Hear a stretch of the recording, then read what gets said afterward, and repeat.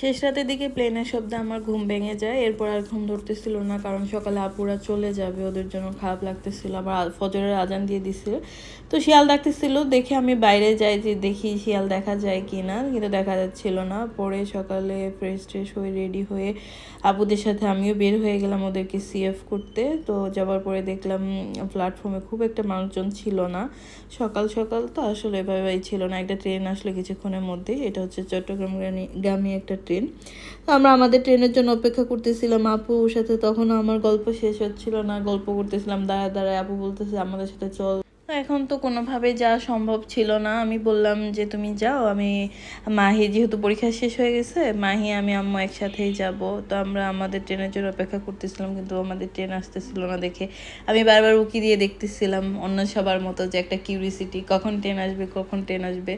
এর মধ্যে কিশোরগঞ্জের আরেকটা লোকাল ট্রেন চলে আসে, কিন্তু আমাদের ট্রেন আর আসে না। আমি অপেক্ষা করতে করতে দেখি হঠাৎ করে যে ট্রেন চলে আসছে। আবার খারাপ লাগতেছিল যে এখন তো আপুরা ট্রেনে উঠে যাবে, ওরা চলে যাচ্ছে। বিশেষ করে ছোট ভাগ্নে দুটার জন্য বেশি খারাপ লাগতেছিল। সবসময় খালামানি করে, তো ওইটা খুব মিস করবো ওদেরকে। আবার কখন না কখন দেখা হয়। তো ওদেরকে আমি হচ্ছে ট্রেনে উঠায় দিয়ে আর লেট করি না, কারণ আমার আবার বাসায় ব্যাক করতে হবে। তো ওদের সাথে আর দেখা হয় নাই, যেহেতু জানলার ওই পাশে সিট ছিল আর এসি বগি থাকার জন্য ওদের সাথে আর টাটা হ্যালো বাই কিছুই করা হয় নাই। এখানে একটা বের হওয়ার সময় দেখলাম একটা আপু টিকিট ছাড়া বের হয়েছে, তো এখানে আপুটার সাথে একটা ঝামেলা হয়। আমি আর কিছুক্ষণ দাঁড়াই নাই এখানে। তারপর বাসায় ব্যাক করলাম। বাসায় ব্যাক করার সময় আম্মু ফোন দিয়ে বললো বাজার করে নিয়ে আসতে।